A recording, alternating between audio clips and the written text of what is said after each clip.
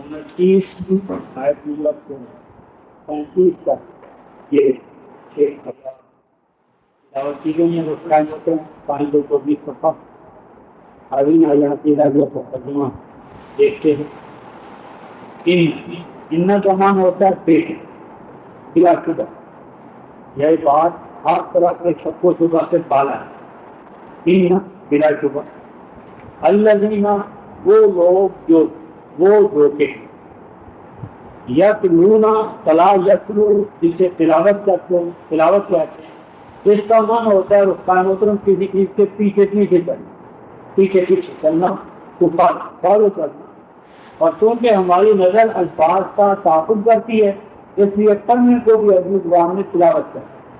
تو تلاوت کا اصل معنی ہے کہ فالو یعنی پیچھے چلیں. تو بلا شبہ وہ لوگ جو پیچھے چلیں کس چیز کے کتاب اللہ تبارک و تعالیٰ کی کتاب کے قرآن پاک. تو جو لوگ کلام الہی قرآن پاک اسے فالو کریں اسے امام راہ پر رہنما بنائیں گائیڈ کو وہ اقام الصلاۃ اور پھر قرآن کو گائیڈ بنا کر الصلاۃ کو قائم کریں. وہ اقام اور قائم کیا انہوں نے وہ قائم کری وہ الصلاۃ.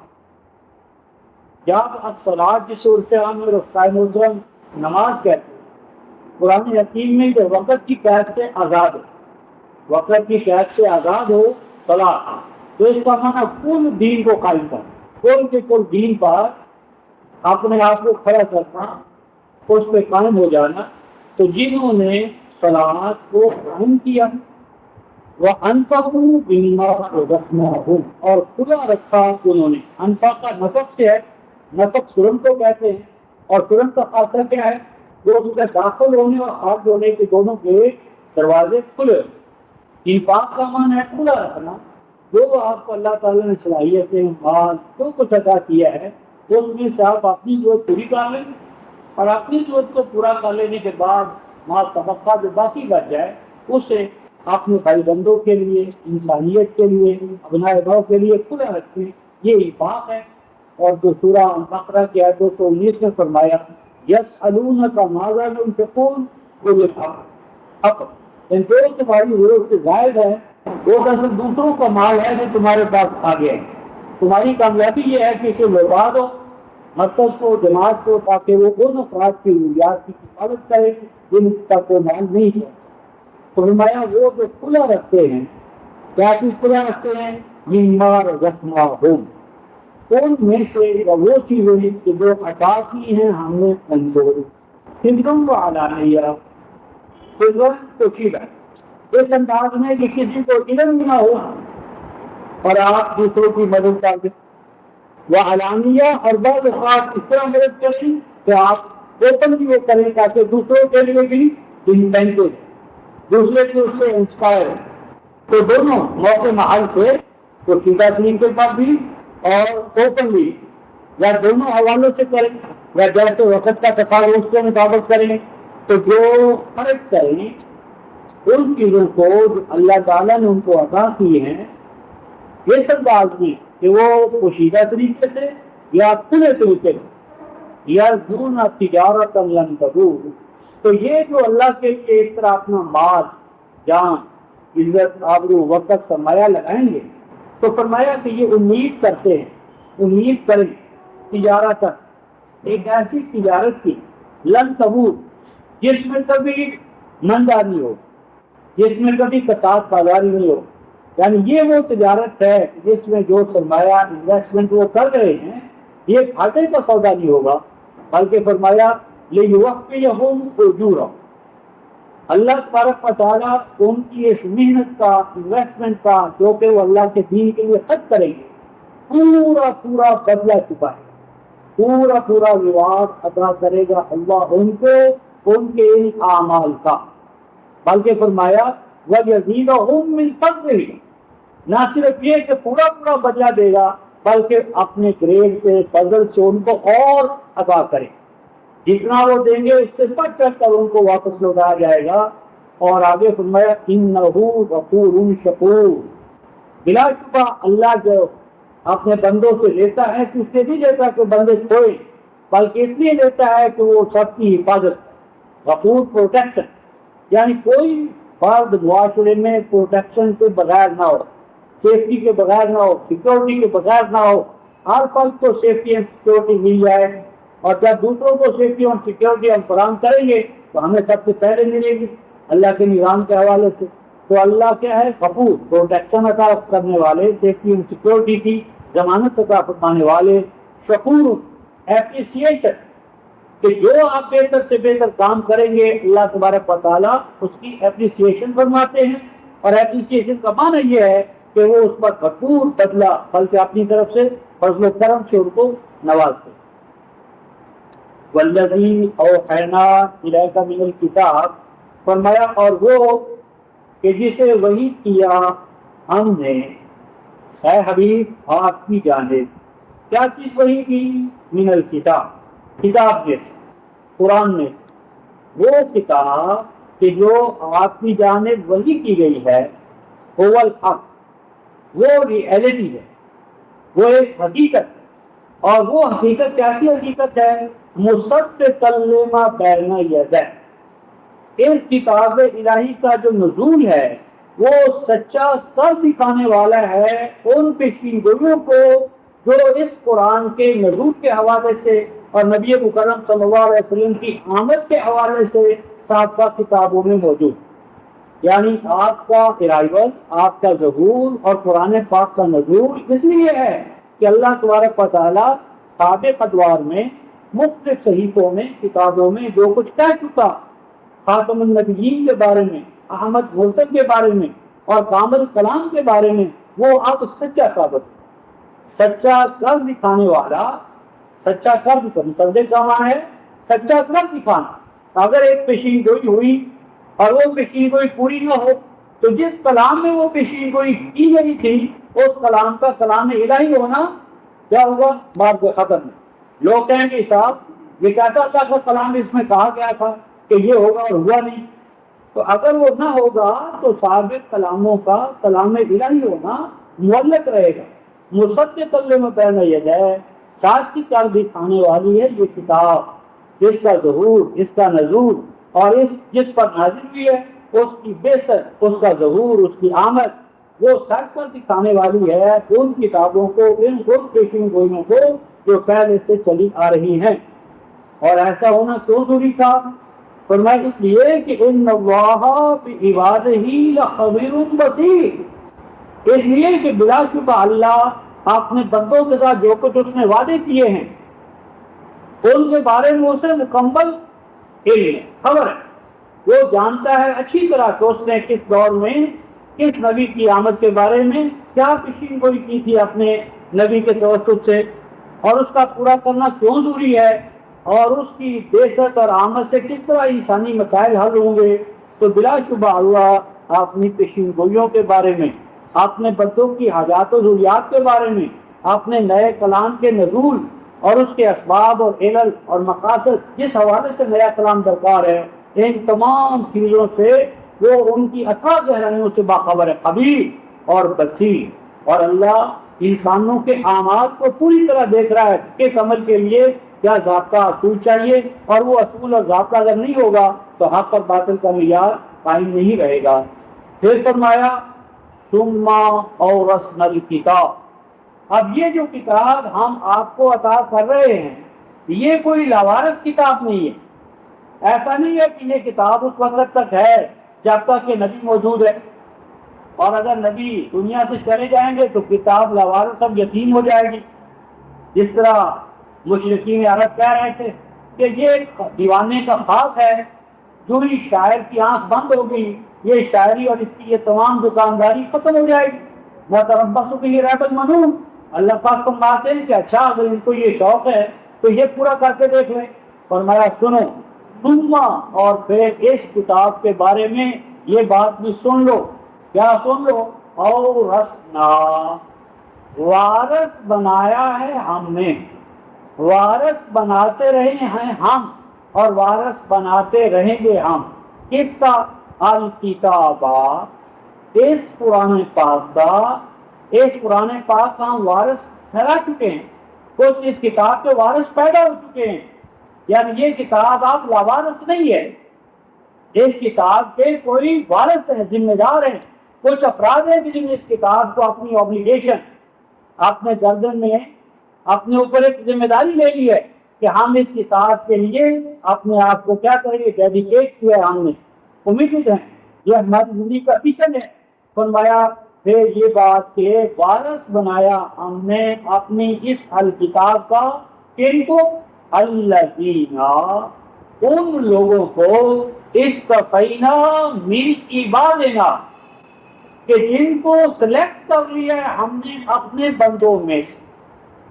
یہ عباد مصطفیٰ اور قائم محترم نبی مکرم صلی اللہ علیہ وسلم کی ذات نہیں ہے، بلکہ یہ امت بھی امت مصطفیٰ اور مجتبیٰ۔ یہاں عباد مصطفیٰ سے مراد صحابہ کرام ہیں، وہ تمام لوگ ہیں جو قرآن حکیم پر ایمان لا کر اس کے لیے اپنے آپ کو ڈیڈیکیٹ کریں، اس کے مشن کو اپنا مشن بنائیں، اس کے لیے اپنے آپ کو وقف کریں۔ تو جو بھی اس کتاب الہی کے ساتھ جڑے گا وہ یہ یعنی بات دلیل ہے اس بات کی کہ اللہ تعالیٰ کی کتاب کا ورثہ اسے مل چکا۔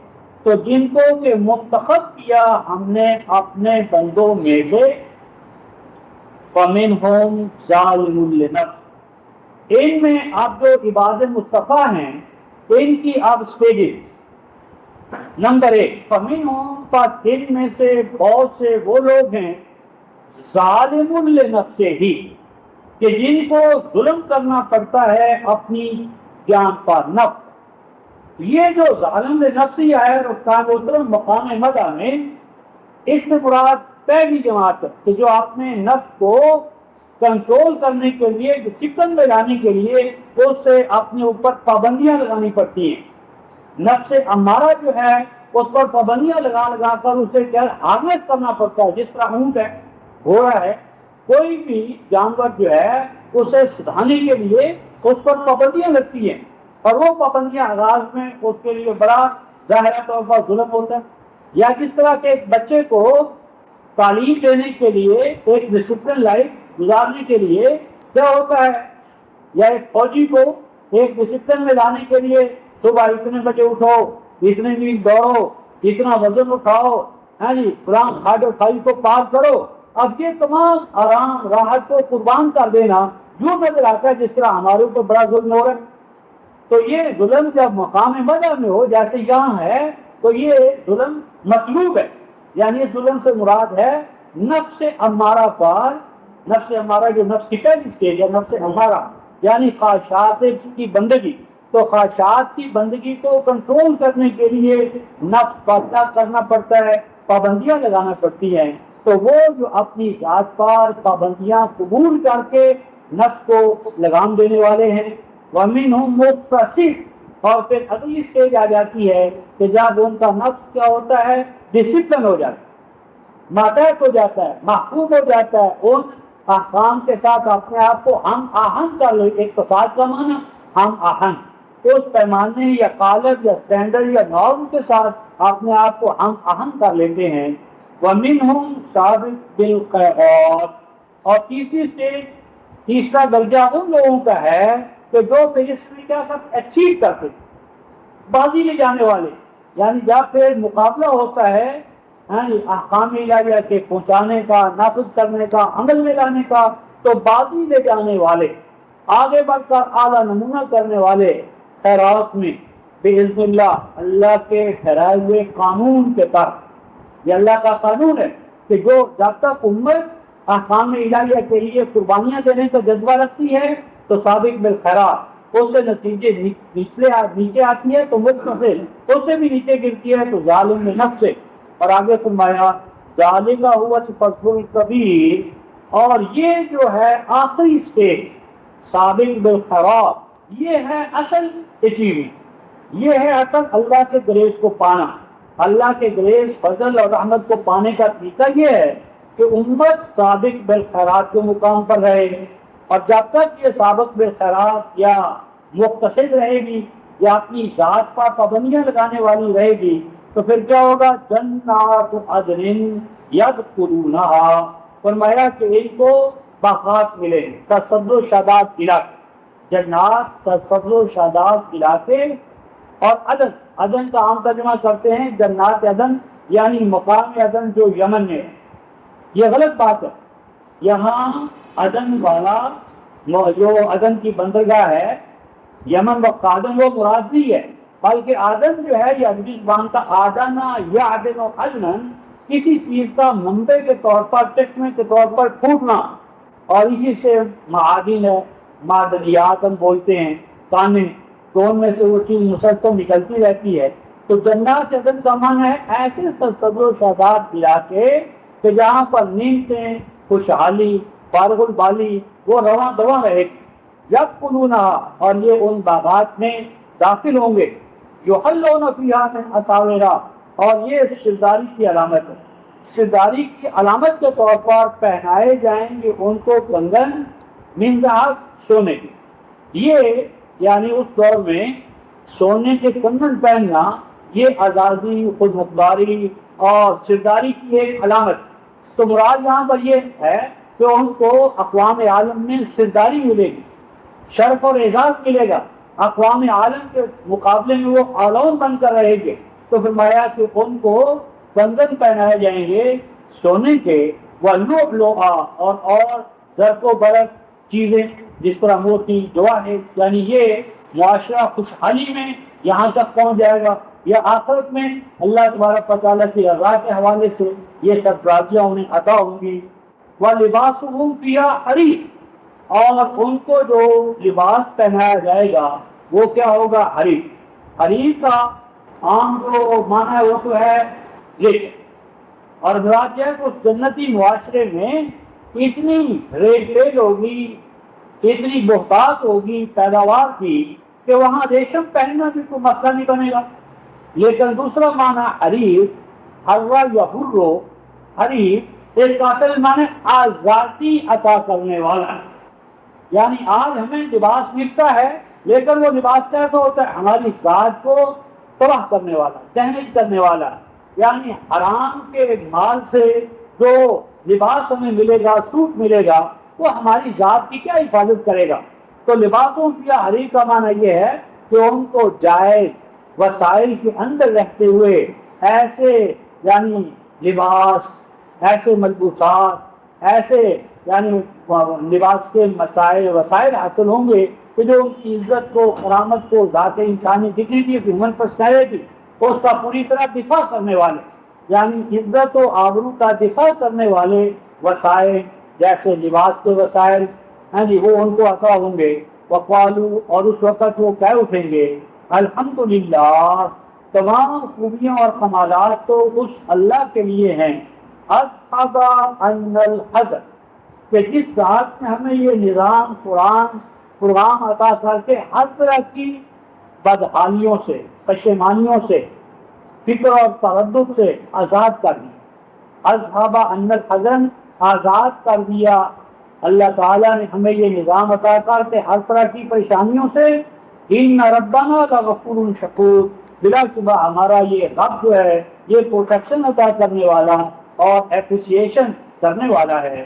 اور وہاں پر جب وہ پہنچیں گے تو دوسری کہیں گے الذی احلنا دار المقامہ، بلا شبہ اس اللہ نے آباد کیا ہے ہمیں ایک ایسے علاقے میں، ایک ایسے مقام، ایک ایسی جنت میں، کیا ہے وہ مقام ہے۔ اب یہاں میرے لیے ہمیشہ کا رہنا ہے، ہمیشی کا یہ انعام ہے، مقامہ کا معنی ہمیشی، ہمیشی کے لیے یہ انعامات ہیں۔ لا یمسنا فیہا نصب، کہ اب یہاں ہماری جدوجہد جو ہے وہ کبھی ناکام نہیں ہوگی، ختم نہیں ہوگی، تھکاوٹ نہیں ہوگی، کیونکہ وہ کام کہ انسان دلی جذبے اور لگن کے تحت کرے اور اندر کو راضی کرنے کے لیے کرے، وہ جتنا بھی کام کرے اس میں تھکاوٹ نہیں، اور وہ کام جو بگاڑ کے طور پر کیا جائے جس میں اس کا اپنا انر جو ہے وہ انوالو نہ ہو، تو وہ چھوٹا سا کام بھی کیا ہوتا ہے ایک بہت بڑی وہ بن جاتا ہے، یعنی تھکاوٹ کا باعث، کیونکہ اس میں اپنی ذات انوالو ہوتی ہے۔ تو ہمیں جہاں تو تھکاوٹ کا انہیں احساس ہوگا، ولا یمسنا فیہا لغوب، اور نہ وہ کام کر کے کیا ہوں گے واماندہ ہوں، تھک جائیں گے۔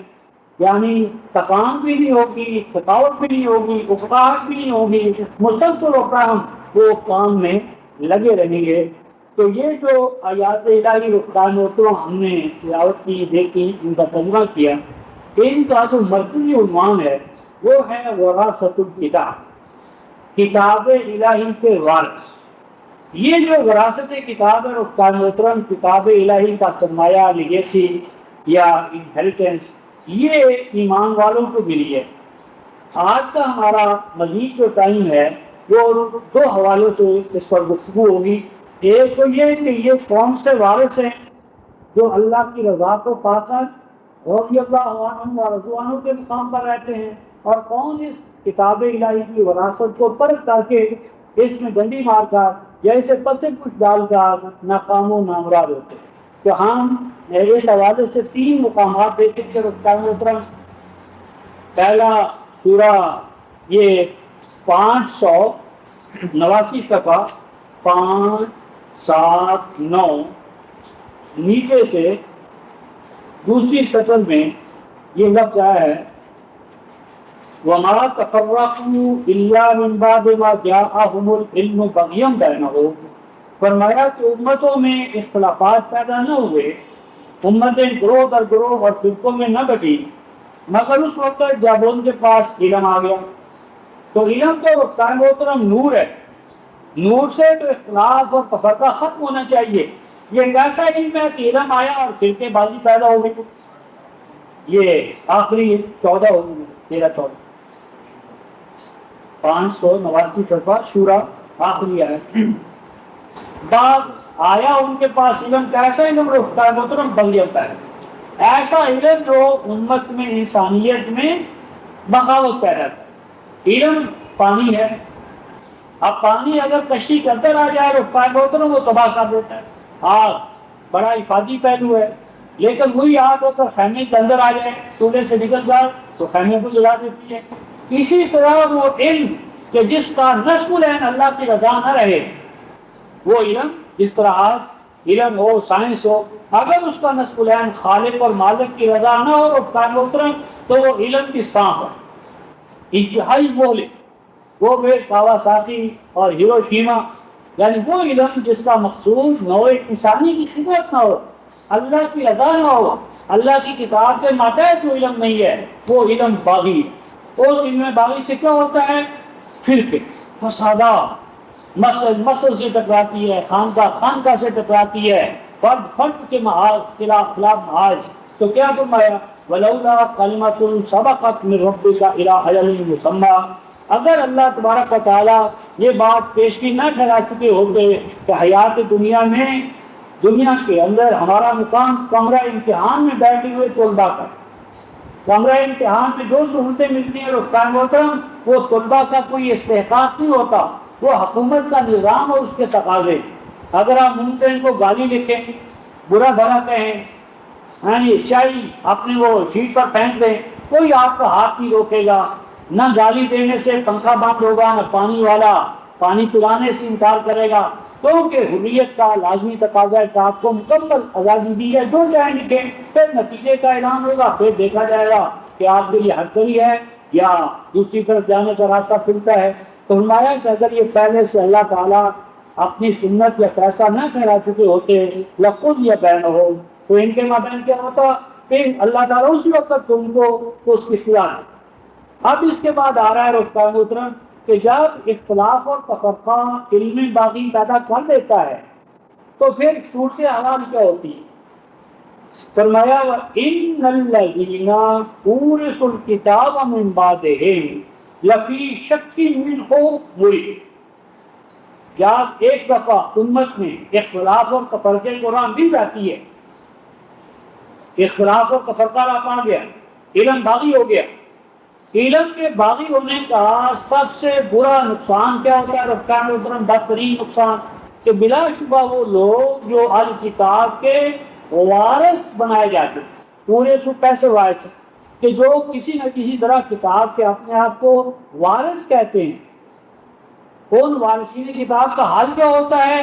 لفی شک منہ مریب، وہ جب مختلف دین کی تعبیرات آتی ہیں، ایک بات ایک کہتا ہے، دوسرا دوسری کہتا ہے، تیسرا تیسری کہتا ہے، ایک اسلام کی جب ہزارہ فرقہ وارانہ تعبیرات ہو جاتی ہیں تو انسان خاص طور پر ینگر جنریشن، نوجوان نسل، وہ شک میں مبتلا ہو جاتی ہے کہ ان میں سے اصل دین کون سا ہے، اصل چیز کیا ہے۔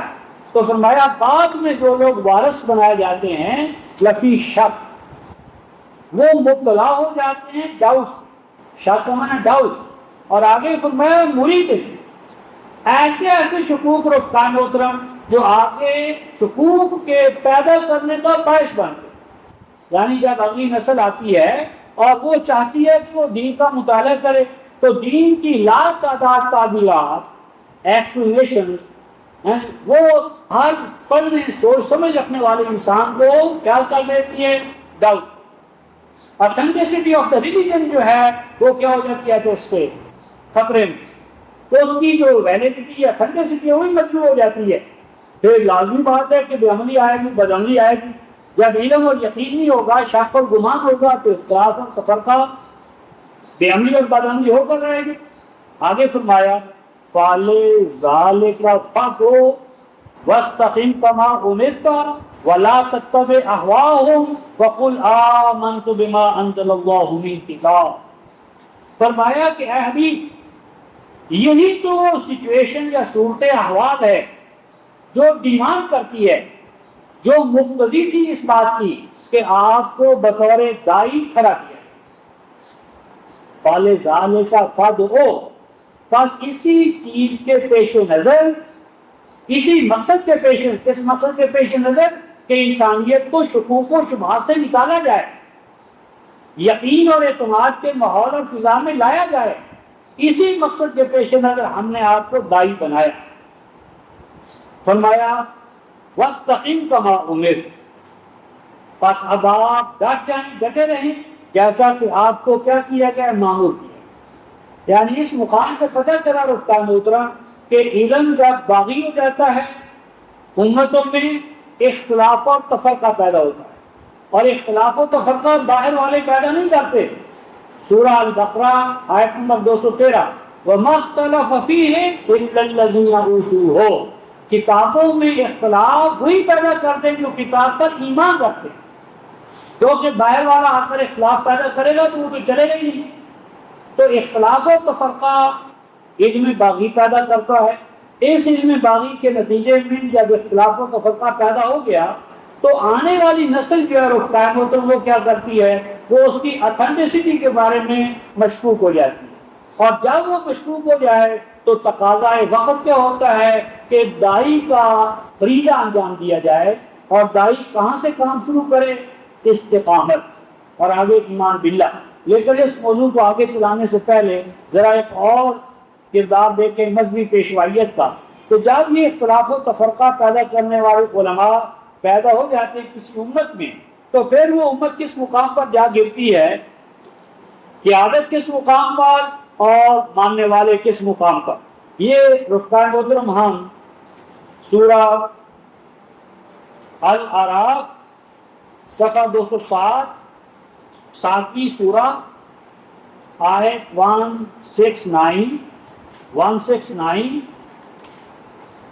207 صفحہ سورہ الاعراف 169، فَخَلَفَ مِن بَعْدِهِمْ خَلْفٌ وَارِثُو الْكِتَابَ يَأْخُذُونَ عَرَضَ هَٰذَا الْأَدْنَىٰ وَيَقُولُونَ سَيُغْفَرُ لَنَا وَإِن يَأْتِهِمْ عَرَضٌ مِثْلُهُ يَأْخُذُوهُ أَلَمْ يُؤْخَذْ عَلَيْهِمْ مِيثَاقُ الْكِتَابِ أَلَّا يَقُولُوا عَلَى اللَّهِ إِلَّا الْحَقَّ وَدَرَسُوا مَا فِيهِ وَالدَّارُ الْآخِرَةُ خَيْرٌ لِّلَّذِينَ يَتَّقُونَ أَفَلَا تَعْقِلُونَ۔ فرمایا پھر کیا ہوا، فَخَلَفَ، اور سکسیسرز بن گئے، خلف یخلف ٹو بی سکسیڈ، سکسیسر بننا، جانشین بننا، اور اس کے بعد جب خلف لام کے جزم کے ساتھ آئے تو اس کا معنی ہوتا ہے ناخلف، ایسا خلف جسے ہمارے پنجاب میں کہتے ہیں کپور اور سکون۔ پوچھ تو وہ ہے کہ جو باپ نے یہاں پر کام کو چھوڑا تھا کم از کم اس کو باقی رکھے، اور سپوت ہے جو اس میں چار چاند لگائے اضافہ کرے، اور سپوت ہے بنے بنائے کام اور نظام کو بگاڑ کر تباہ و برباد کر۔ خلق کا لام کے جزم کے ساتھ ہو تو اس کا معنی کپور۔ تو انبیاء کے جو ممبر تھے، سٹیجز تھے، پلیٹ فارم تھے، ممبر و محراب پر قابض ہو گئے، ایسے نہ خلق نہ ہنجات بد نہاد کیا کرتے ہیں؟ وارث الکتاب، دعویٰ کرتے ہیں کہ وہ کتاب کے وارث ہیں، کتاب کے وارث ہیں، اور حالت کیا ہے؟ یاخذون عرض هذا الادنی، فرمایا کتاب الہی کے مقابلے میں حاصل کرتے ہیں حیات دنیا کا ساز و سامان، یعنی اللہ کی کتاب خریدنے اور بیچنے کی چیز بن گئی، خرید و فروخت، کہ کتاب الہی کی ذمہ داریاں ادا کرنے کی بجائے اس کے کاغذات بنا کر بیچے جا رہے، اس کے نام پر ادارے بنا کر چند مفادات حاصل کرنے کا، کہ ادارہ ہے حفظ قرآن کا، اور حالت کیا ہے کہ پڑھانے والوں کو خود معلوم نہیں کہ کتاب الہی کا مقصد کیا ہے، مطلب کیا ہے، چاہتی کیا ہے، پیشنہاد کیا ہے۔ تو فرمایا حاصل کرتے ہیں وہ کتاب الہی دے کر حیات دنیا کا ساز و سامان، وَيَقُولُونَ سَيُغْفَرُ لَنَا، اور اگر ان سے کہا جائے کہ اللہ کے بندو اللہ کا قرآن تمہیں اس لیے ملا تھا کہ اسے خرید و فروخت کی چیز بنا لو، کیا کہتے ہیں؟ سَيُغْفَرُ لَنَا، کیوں ہمیں پشیمان کرتے ہو؟ اللہ بڑا غفور و رحیم ہے، کیوں اس کی رحمت سے ہمیں مایوس کرتے ہو؟ کیوں امت کو مایوسیوں میں لے جاتے ہو کہ اللہ غفور و رحیم نہیں ہے؟ تو جب اللہ غفور و رحیم ہے تو ہماری بخشش کا سامان ہو جائے گا۔ ہم بڑے ضعیف ہیں، ناتواں ہیں، کمزور ہیں، جی اگر کتاب الہی کا نہ کھائیں تو کہاں سے کھائیں؟ ہماری تو ملے چلتی ہیں۔ سیغفر لنا، کوئی بات نہیں، ہاں اللہ کی رحمت سے مایوس نہ کرو، کوئی نہ کوئی صورت ہماری نکل ہی آئے گی، بخش کیے جائیں گے ہم۔ فرمایا وَإِيَّاكَهِمْ أَرْضٌ مِثْلُهُ يَأْخُذُوهُ، فرمایا ابھی ایک پارٹی سے ایک فتویٰ دے کر کچھ حاصل کیا، اب پارٹی تبدیل ہو گئی، حکومت تبدیل ہو گئی، اب دوسری پارٹی آ گئی، اب دوسری پارٹی جب آ گئی انہوں نے لگا دی قیمت، اس کو بھی قبول کر لیتے، یعنی جو پارٹی آئے نذرانہ دے، قیمت دے، اور اپنا فتویٰ حاصل کر لے، تو کتاب الہی میں سے ان کے حق میں بھی آیات ڈھونڈ ڈھونڈ کر تلاش کر کے ان کو پیش کر دیتے۔ اللہ بات فرماتے ہیں اللہ یؤخذ علیہم میثاق الکتاب، اے لوگوں تمہارے سامنے کتاب الہی کے بعد میں جو کچھ ہو رہا ہے کیا تم دیکھ نہیں رہے؟ اے لوگوں کیا کتاب الہی کے بعد میں تم نے کوئی ہم سے میثاق نہیں کیا، ایگریمنٹ نہیں کیا، حلف نہیں کیا، معاہدہ نہیں کیا؟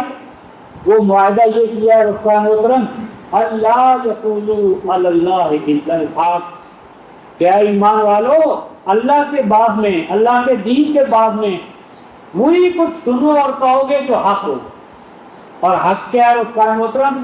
سورہ الانعام 6 سورہ آیت 73 73 آیت، کیا قولہ الحق، اللہ حق ہے، اس کا رسول حق ہے، اس کا دین حق ہے، اس کی کتاب حق ہے، بس حق کو حق کے ذریعے پاؤ، حق کو حق کے ذریعے جانو، تو نہ کہو نہ جانو نہ مانو حق کے بارے میں مگر وہی جو حق ہے، یعنی اللہ کو پہچانو اس کے کلام کے ذریعے، وَدَرَسُوا مَا فِيهِ، اور درس نہ لو مگر صرف اس کا جو کتاب الہی، کتاب الہی کے علاوہ کسی چیز کا اصل درس نہیں ہے۔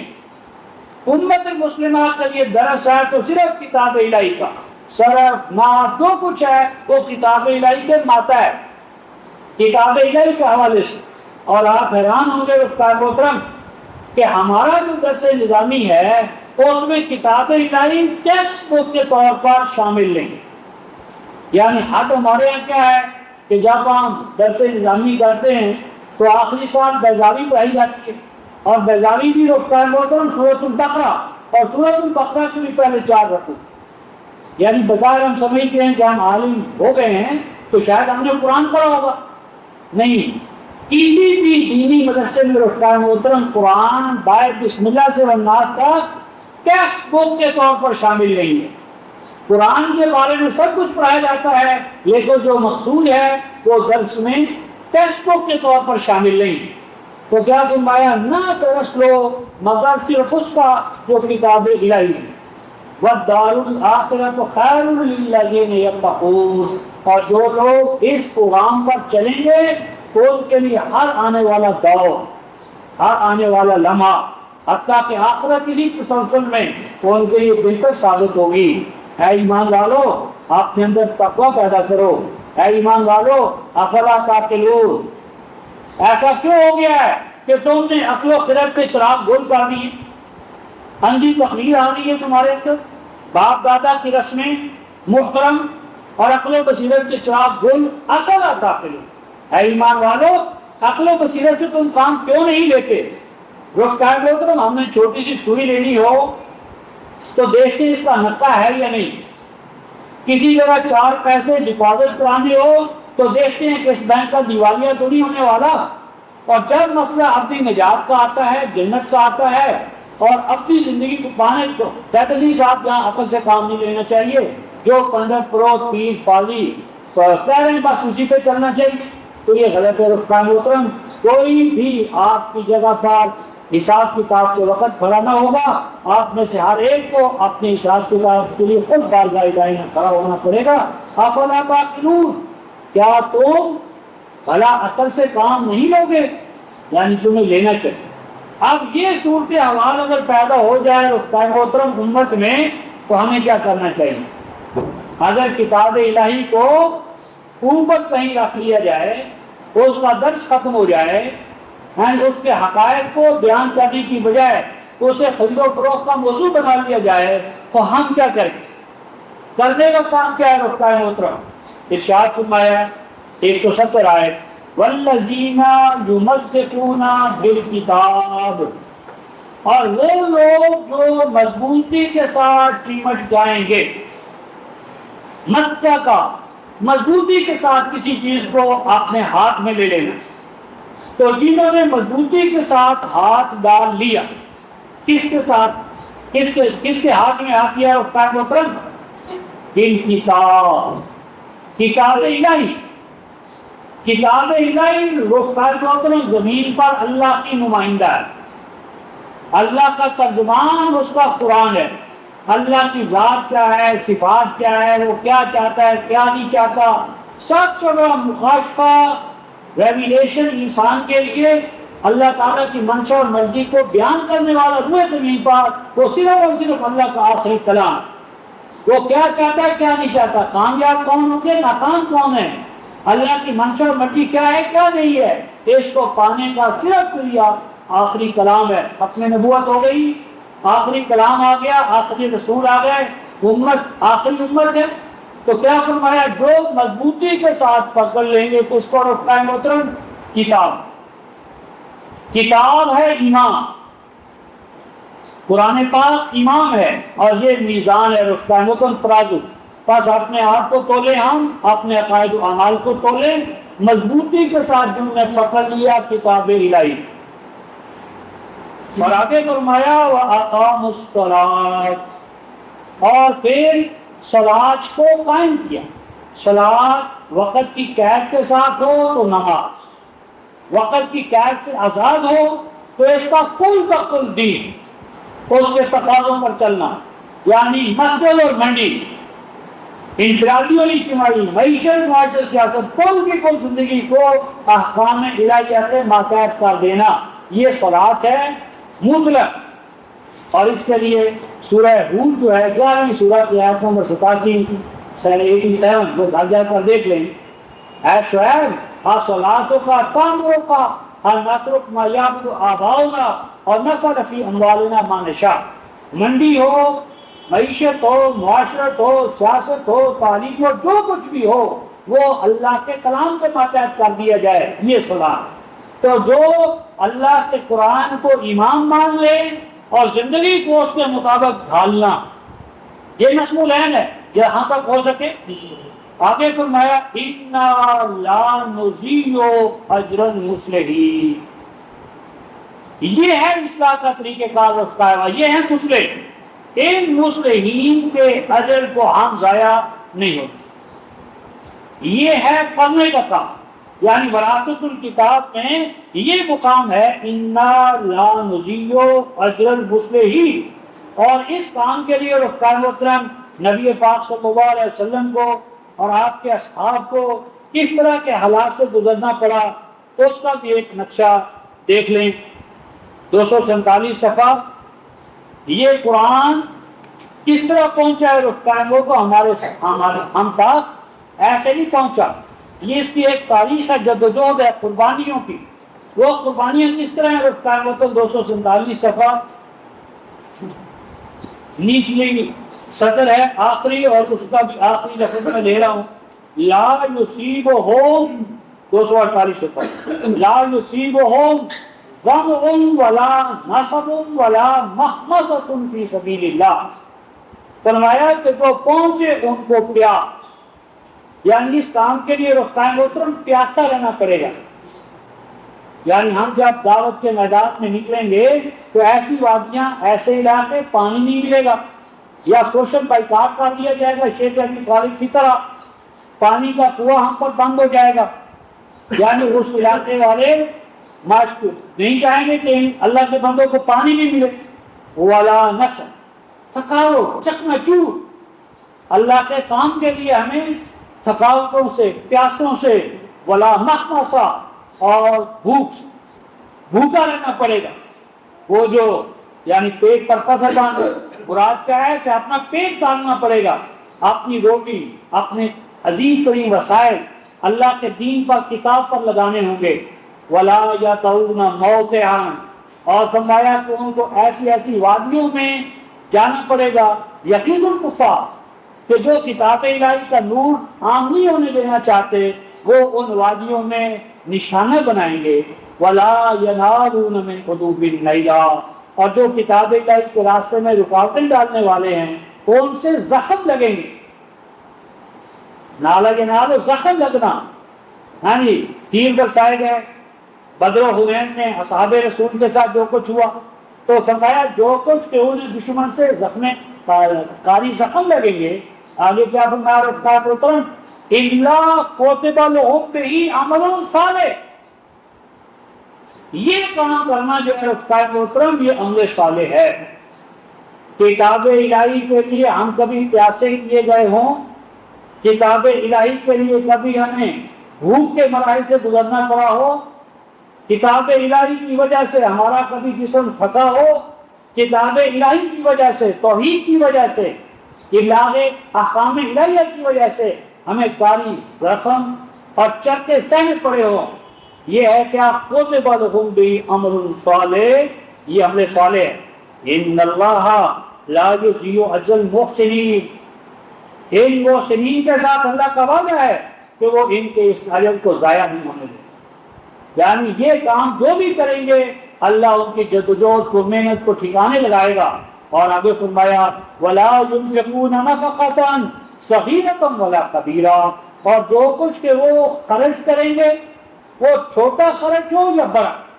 یعنی خرچ کرنے کے لیے ضروری نہیں کہ آپ لاکھوں میں خرچ کریں، ہزاروں میں خرچ کریں. کام وسائل میں رہتے ہوئے چھوٹا نفقہ کرنا بھی بڑے نفقے کے برابر ہے. آپ نے فرمایا کہ جنہوں نے فتح مکہ سے پہلے 1 سال یا 1 مد یا آج 1 کلو گرام اللہ کے راستے میں دیا، فتح مکہ کے بعد منع دینے والے اس مقام کو نہیں پہنچے. تو چھوٹا نفقہ کریں گے یا بڑا؟ ولا یقون وادیا، اور کتاب الہی کے لیے وہ ایک حکومت، علاقہ، ریجن، اقلیم، دوسرا علاقہ، جب بھی وہ جائیں گے الا کتب لهم لیجزیہم اللہ احسن ما كانوا یعملون، تو اللہ تعالیٰ ان کو اس کے بدلے میں کیا عطا کرے گا؟ بہترین بدلہ. کس طرح؟ احسن ما كانوا یعملون، جو کچھ انہوں نے اللہ کے راستے میں دیا ہوگا ان میں جو سب سے اچھا عمل ہوگا اس کو معیار بنا دیا جائے گا اور جو اس سے ذرا نچلے درجے کے اعمال ہوں گے ان کو بھی اللہ اپنی رحمت سے اس اچھے سے اچھے عمل کے ساتھ تول دے. یہ اس کا احسان ہے، فضل ہے، کرم ہے، کوئی اس کو روک نہیں سکتا. تو یہ ہے رفقائے محترم کتاب الہی کے وارث بننے والوں کے لیے تمسک بالکتاب، اقامت صلاۃ، اس کے لیے بھوکا اور پیاسا رہنا، اس کے لیے جدوجہد کرنا، اس کے لیے نام و نفع کے لیے آگے بڑھنا. اور اس کام کو کرنے کے دوران کرنے والوں کا جذبہ کیا ہو، کس کیفیت میں وہ آئیں گے تو یہ کام کریں گے رفقائے محترم. اس کو ہم سورہ اگلی سورہ میں 258 صفحہ دیکھیں. 258 صفحہ،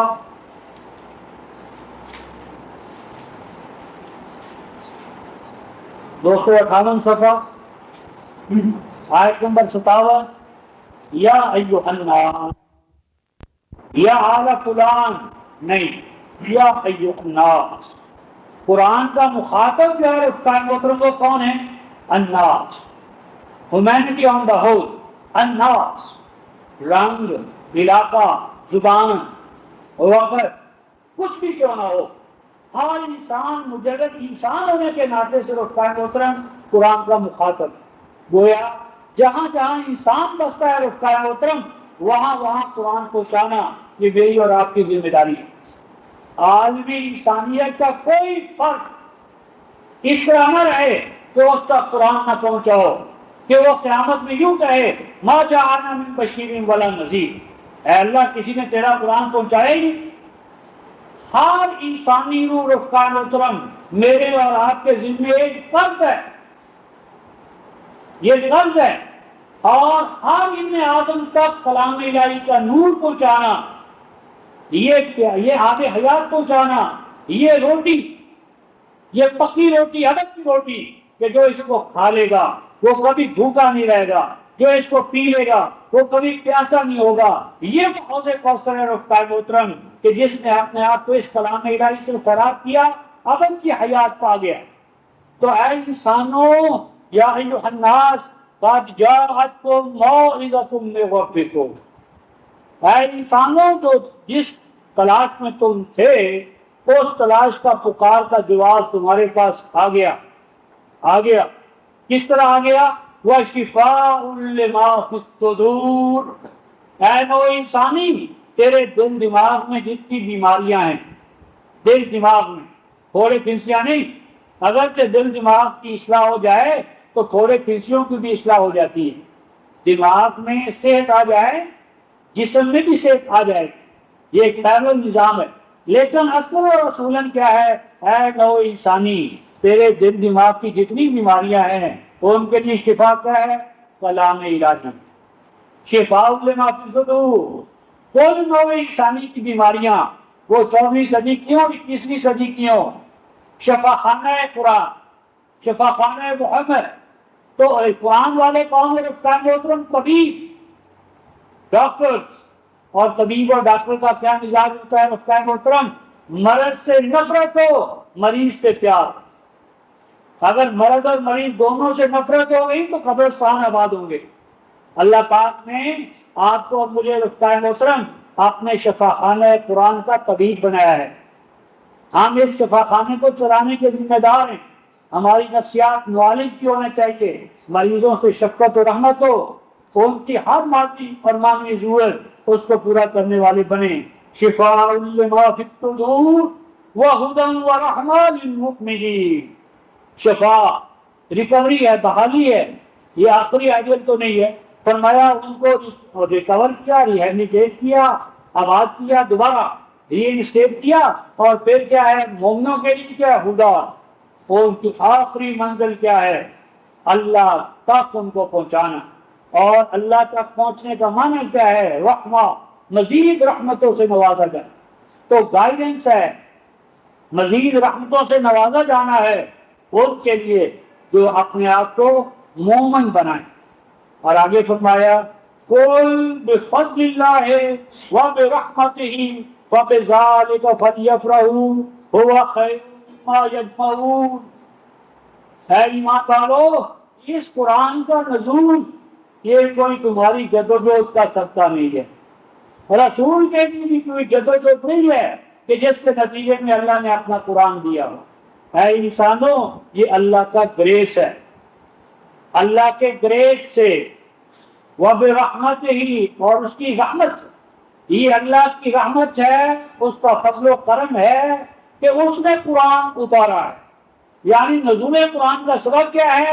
اللہ اپنی رحمتوں سے نوازنا چاہتا ہے، اللہ اپنے فضل و کرم سے نو انسانی کو ہمکنار کرنا چاہتا ہے۔ اس لیے اے نو انسانی، اے ایمان والو، اس نے تمہیں قرآن عطا کیا، بس اے ایمان والو فَبِذَلِكَ فَلْيَفْرَحُوا، اے ایمان والو خوش ہو جاؤ کہ اللہ نے تمہیں قرآن دے کر دو جہاں کی دولت عطا کر دی۔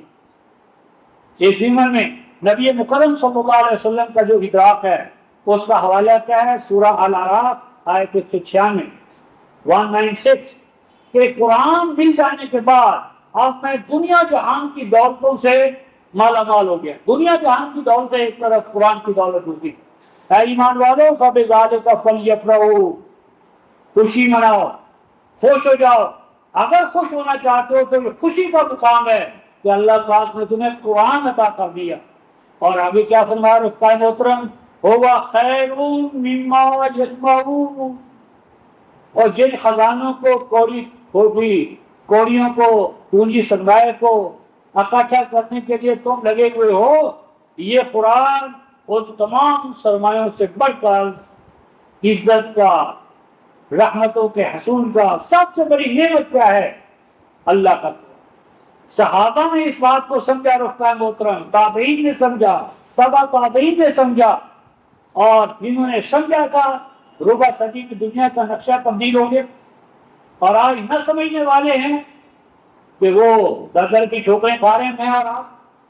تو اگر ہمارے اندر ایمان ہے رفقائے محترم تو ہمارے لیے اصل کیپٹل کیا ہے؟ کلام الہی۔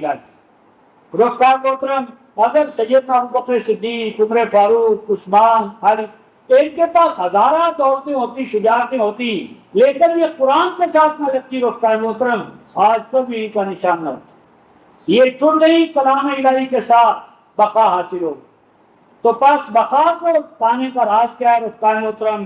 پونجی سرمایہ دل دماغ اللہ کے کلام کے ساتھ لگا دو، اسی میں تمہارے لیے بقا۔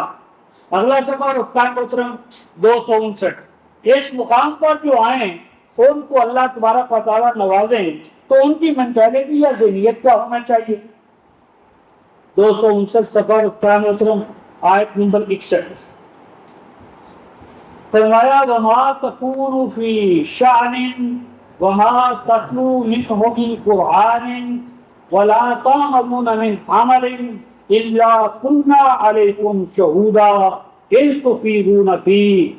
اے ایمان والو، بالخصوص امام مکرم صلی اللہ علیہ وسلم پہلا خطاب ان کو ہے، اور جب کبھی آپ ہوتے ہیں کسی منصوبے، شان فرمایا منصوبہ، تبلیغ کا منصوبہ، تنفیذ کا منصوبہ، تعمیر کا منصوبہ، ابلاغ کا، تربیت کا، تزکیے کا، فرمایا جو منصوبے کتاب الہی کے حوالے سے آپ سوچتے ہیں، وَمَا تَتْلُو مِنْهُ مِنْ قُرْآنٍ، اور ان منصوبوں کے لیے جب کبھی آپ کتاب الہی کی تلاوت کرتے ہیں، پروجیکشن کرتے ہیں، تو اس کو سامنے لاتے ہیں، وَلَا تَعْمَلُونَ مِنْ عَمَلٍ، اور اے ایمان والو کتاب الہی کے حوالے سے جو عمل بھی تم انجام دیتے ہو، نفع صغیرہ ہو، کبیرہ ہو، بھوکا رہنا ہو، پیاسا رہنا ہو، کتاب الہی کے لیے نکلنا ہو، جو عمل بھی تم کرو کتاب الہی کے حوالے سے، اے ایمان والو اس بات کو ذہن میں رکھو۔ کیا ذہن میں رکھ لو رفقائے محترم؟ بہت بڑی نعمت، بہت بڑا فضل، بہت بڑی خوشخبری آ رہی ہے رفقائے محترم کلام الہی کے خادموں کے لیے۔ فرمایا جا رہا ہے اِلَّا كُنَّا عَلَيْكُمْ شَهُودًا، اے ایمان والو جب تم میرے کلام کا کام کرو گے تو میں تمہاری کیا کروں گا؟ نگرانی کروں گا۔ اللہ پاک فرماتے ہیں میں تمہارا پہرے دار ہوں، میں تمہارا پشتیبان ہوں، میں تمہارا کون شہود، نگہبان، حفاظت کرنے والا، تمہارے عمل پر پہرا دینے والا۔ اگر یہ یقین کا مقام آ جائے رفقائے محترم کہ ہم کلام الہی کا کام کرنے والے تنہا نہیں ہیں، اکیلے نہیں ہیں، رب کائنات ہماری پشت پر ہے، زمین و آسمان کا مالک ہمارے پشتیبان ہیں، تو ان کے کام کو ہم نے اپنا کام بنایا ہے، کیسے وہ ہمیں تنہا چھوڑیں گے؟ الا کننا علیکم شہودا، جب تم کوئی کام کرو گے، کرتے ہو، ہم تمہارے پشتیبان ہوتے ہیں۔ اور آگے فرمایا اِذْ تُفِیضُونَ فِیہ، کام اس طرح کرو کہ اس کام پہ میں کھو جاؤ۔ تفیضون فی افاضہ یفیض الافاضہ، جس طرح پانی بہتا ہے، پانی کا بہنا شور کوئی پیدا نہیں کرتا، کوئی لاؤڈ اسپیکر پانی اپنے ساتھ نہیں رکھتا، بلکہ جہاں بھی رفتار محترم نفع بخش و فیض رسانی ہوتی ہے وہاں لاؤڈ اسپیکر نہیں ہوتا۔ آگ نے کبھی نہیں کہا عن النار، پانی نے کبھی نہیں کہا عن الماء، سورج نے کبھی نہیں کہا عن الشمس، ستاروں اور چاند نے کبھی نہیں کہا عن القمر ونحن النجوم۔ جہاں بھی فاقیت ہے، فیض بخشی ہے، نفع رسانی ہے، وہاں زبان نہیں۔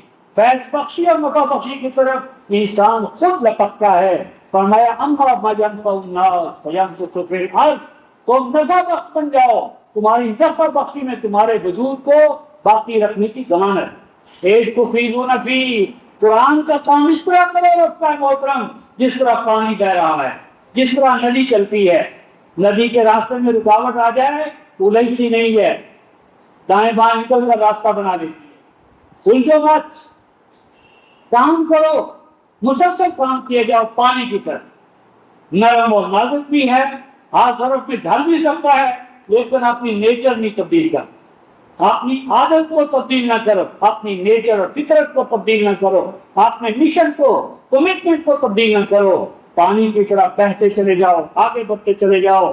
اور یاد رکھو وَمَا يَعْزُبُ عَنْ رَبِّكَ مِن مِّثْقَالِ ذَرَّةٍ فِي الْأَرْضِ وَلَا فِي السَّمَاءِ، جو کام بھی تم کرو گے خواہ وہ ذرہ برابر ہو، کسی زمین میں ہو، وَلَا فِي السَّمَاءِ، یا آسمانوں میں اٹھ کر جہازوں پر تم اس فریضے کو انجام دو، وَلَا أَصْغَرَ مِن ذَلِكَ وَلَا أَكْبَرَ، یا کچھ چھوٹا ہو ذرے سے بھی چھوٹا، یہ ایک الگ بحث ہے۔ ایٹم کا ٹوٹنا یعنی چھوٹے سے چھوٹا ایلیمنٹ، نیوٹران، پروٹون، نیوکلس، چھوٹے سے چھوٹا عمل یا بڑے سے بڑا عمل، إِلَّا فِي كِتَابٍ مُبِينٍ، مگر ہر عمل تمہارا ہمارے ریکارڈ میں، ہمارے علم میں ہے۔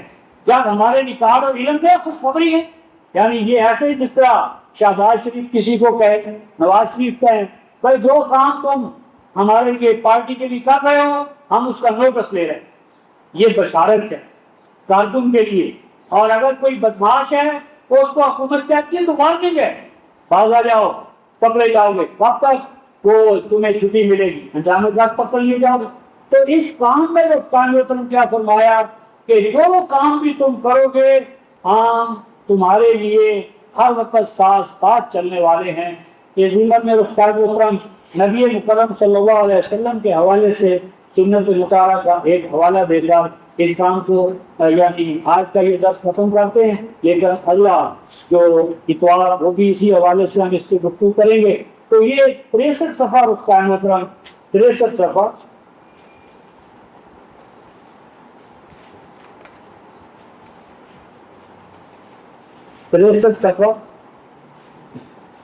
آیت نمبر 20 سورہ آل عمران۔ وہی بات اختلاف، تفرقہ، علم کا باغی ہونا، پہلے سارا آیت نمبر 19 میں آیا علم باغی ہے، اللہ کی آیات کو کفر ہو رہا ہے، اللہ کی آیات کی ناقابلی ہے، اللہ کا قرآن تنازع میں بند ہے، انسانوں نے اپنی اپنی کوٹیاں کھول دی ہیں، انسان اپنے کلام پر لڑ رہا ہے، اپنے باپ دادا کی روایات پر لڑ رہا ہے اور کلام الہی کو پذیرا ڈالے۔ تو اللہ پاک فرماتے ہیں اے ہمارے حبیب اعلان کیجئے کیا فَإِنْ حَاجُّوكَ، اور اگر یہ آستینیں چڑھا کر آپ کے پیچھے پڑ جائیں، یعنی روایت پرستی کے ماحول میں کتاب خالد کی طرف دعوت دینا، بھیڑوں کے چھتے میں ہاتھ لگانا، فَإِنْ حَاجُّوكَ، اور اگر یہ آپ کے ساتھ حجت بازی کو اترائیں، بحث برائے بحث، وقت کا ضیاع ہے، اگر یہ حجت بازی آپ کے ساتھ کرنے لگے تو آپ کیا کریں؟ حجت بازوں کے ساتھ الجھ کر اپنے وقت کو کھوٹا نہ کرو، کیا فرمایا؟ فقل، تو ان کو کہہ دیجئے، کیا کہہ دیجئے رسول محترم؟ اسلمت وجہی للہ، اسلمت وجہی للہ۔ اسلم کا معنی ہوتا ہے رسول محترم کسی کی مرضی کے سامنے اپنے آپ کو پست کر دینا، سبمیشن، سرنڈرنگ، کہ میں نے تو اپنے آپ کو سبمٹ کر، سبمیشن، سبمیشن، جس طرح کے قصاب جو ہے اپنی چھری کے نیچے بکرے کو گردن اس کی رکھ دیتا ہے، یہ اسلام ہے۔ اسلام کا معنی ہے آقا، مالک، رب الارباب، مالک و مولا، اس کے حکم اور منشا کے سامنے، کلام کے سامنے اپنے آپ کو لگا دینا، جھکا دینا، قربان۔ میں نے تو قربان کر دیا، کیا قربان کیا؟ رفتان ہو تو وجہیہ، مال ہی نہیں، چند پیسے ہی نہیں، چند کرکے نہیں، وجہیہ، مکمل ذات، سر سے پاؤں تک میں نے اپنی عزت، کرامت، جو کچھ میرے پاس ہے وہ میں بیچ چکا، وہ میں واپس کر چکا۔ کس کو؟ للہ، اپنے مالک۔ 911 ان اللہ اشتری من المؤمنین انفسهم واموالهم بان لهم الجنہ۔ مومن رکھتا ہے محترم، مومن بن ہی نہیں سکتا جب تک کہ یہ اللہ کے ساتھ عہد نہ کرے کہ اللہ آج سے جان میری ہی، مال میرا ہے۔ اور یہ جو صلاۃ میں ہم تکبیر تحریمہ پر اللہ اکبر اور ہاتھ اٹھاتے ہیں، یہ کیوں ہاتھ اٹھاتے ہیں؟ رفع الیدی کنایۃ، ہاتھ کا اٹھانا علامت ہے اس بات کی کہ ہم اپنے وجود سے دستبردار ہوتے ہیں۔ صلاۃ میں ہاتھ اٹھانا کنایا ہے، سمبل ہے، علامت ہے، اپنے وجود اور جو کچھ ہمارے پاس ہے دستبردار ہوتے ہیں اللہ کے لیے۔ اور آگے کیا کیا؟ ہاتھ باندھ لیے، اے اللہ اب ہاتھ بند گئے، کھلیں گے تو تیرے حکم اور منشا سے۔ آگے سے کیا نماز پر آپ کا کلام حکمران ہوگا، یا حکم ہوگا دے دو دے دیں گے، یا رکنے کا حکم رک جائیں گے۔ اسلمت وجہی للہ، لگا دیا، قربان کر دیا میں نے اپنی ذات کو اپنے خالق و مالک کے لیے۔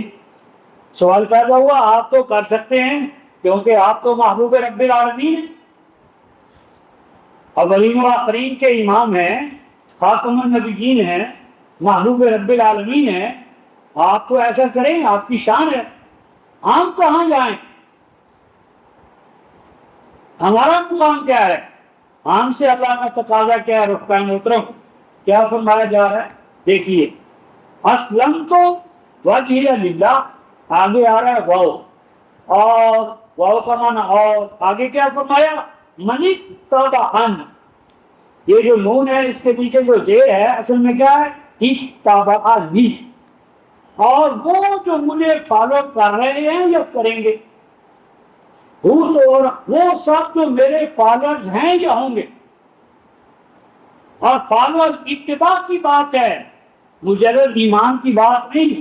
آپ کے زمانے میں ہونا نہیں کہ جی اگر ہم اس دور میں ہوتے، کتنی سال، کیا خبر رفتار اترن، اس دور میں ہوتے مکے میں، تو کیا ضمانت ہے کہ آپ ابو جہل اور ابو لہب کے ساتھ کھڑے نہ ہوتے؟ مدینے میں ہوتے تو کیا مدینے میں منافقین نہیں تھے؟ تو کیا ہے، زمانے میں ہونا کوئی بات نہیں۔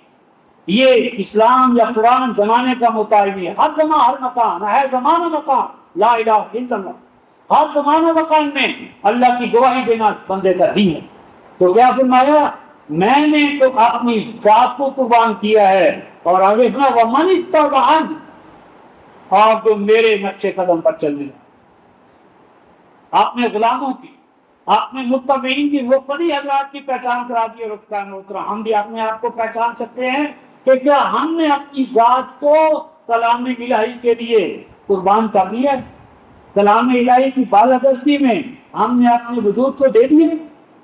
اور آگے فرمایا وَقُلْ لِلَّذِينَ أُوتُوا الْكِتَابَ، اور کہہ دو ان سے جو کتاب دیے گئے، اور ان سے جو امی، یعنی جو کتاب کے ٹھیکیدار اور جنہوں نے کتاب کا والد وارثوں کا امت میں کیا ہے جہالت پیدا ہے، امت کو امی رکھا ہے۔ امی کون ہوتے ہیں رفتار محترم؟ وَمِنْهُمْ أُمِّيُّونَ، امتوں کے امی وہ ہوتے ہیں لا یعلمون الکتاب، الا امانیہ، جن کے پاس کتاب الہی کا علم تو نہ ہو، باپ دادا کی روایات ڈھیروں تھے۔ جس فرد کے پاس کتاب الہی کا علم نہیں ہے، ہر علم، وہ امی ہے۔ وَمِنْهُمْ أُمِّيُّونَ، اور ان میں امی ہیں، لا یعلمون الکتاب، کتاب کا علم نہیں ہے، الا امانیہ، روایات بڑی یاد ہے، قصے کہانیاں، اپنی مثالات۔ تو فرمایا کہ ان سے کہہ دو جو کتاب کے ٹھیکیدار ہیں، اور ان سے بھی کہہ دو کہ جو کتاب کے ساتھ ایمان کے باوجود کتاب الہی سے معروم ہے، دوسری طرف چلے گئے۔ اسلم تو کیا یہ اسلام قبول ہے؟ اسلام رفتار محترم پیدائشی نہیں ہے۔ باپ ڈاکٹر ہو، گھر میں پیدا ہو گئے ڈاکٹر کے، ڈاکٹر نہیں بن جائیں گے۔ وکیل کے گھر میں پیدا ہونے سے وکیل نہیں بنیں گے۔ کوئی بھی آرٹ، فن، استعداد یا صلاحیت پیدائش سے نہیں ملتی۔ ہم نے اسلام کو موروثی بنا لیا ہے۔ کپڑے مل سکتے ہیں، مال مل سکتا ہے، مکان مل سکتا ہے، لیکن ایمان باپ دادا کی بنیاد پر نہیں ملتا۔ اور اس کا محترم سورہ النساء 4 سورہ آیت 136، تو اس کے لیے ہر آدمی کو خود اقبال کرنا پڑتا ہے۔ تو کیا فرمایا؟ کیا یہ اسلام تمہیں قبول ہے؟ فَإِنْ أَسْلَمُوا، اگر یہ اسلام نے قبول کر لیا، فَقَدِ اهْتَدَوْا، تو ہدایت کا مقصد انہوں نے پا لیا۔ وَإِنْ تَوَلَّوْا، اور اگر اس مسئولیت کو، اس اسلام کو قبول نہ کیا، رسمی اور رسمی اسلام میں الجھ کے رہ گئے، فَإِنَّمَا عَلَيْكَ الْبَلَاغُ وَاللَّهُ بَصِيرٌ بِالْعِبَادِ، تو آپ کا کام کیا ہے؟ آپ ان حقائق کو پہنچانے پر معمول کیے گئے ہیں، اور باقی رہا اللہ کا مسئلہ، واللہ بصیر بالعباد، اور اللہ اپنے امت یعنی بندوں کے اعمال سے پوری طرح باخبر ہے۔ کس تک پہنچا، کس تک نہیں پہنچا، آپ نے کتنا پہنچایا، دوسرے کا رسپانس کیا ہوا، تو اللہ اپنے بندوں سے پوری طرح باخبر ہے۔ تو خلاصہ یہ ہے محترم آج کے حوالے سے کہ ہم کتاب الہی کے وارث، جدید مشکل نہیں ہے، یہ ورثہ اسلام کا تقاضا کرتا ہے، اور اسلام تعلیم اور تربیت کا تقاضا کرتا ہے، اور تعلیم اور تربیت پر محترم آسمان سے نہیں ٹپکتی، تو اس کے لیے ادارے بنانے پڑتے ہیں، تو اس کے لیے وقت کا جدوجہد دینا پڑے گا، اور وقت کا جدوجہد ایک نظام کے تحت۔ تو آخر دعوانا الحمدللہ رب العالمین۔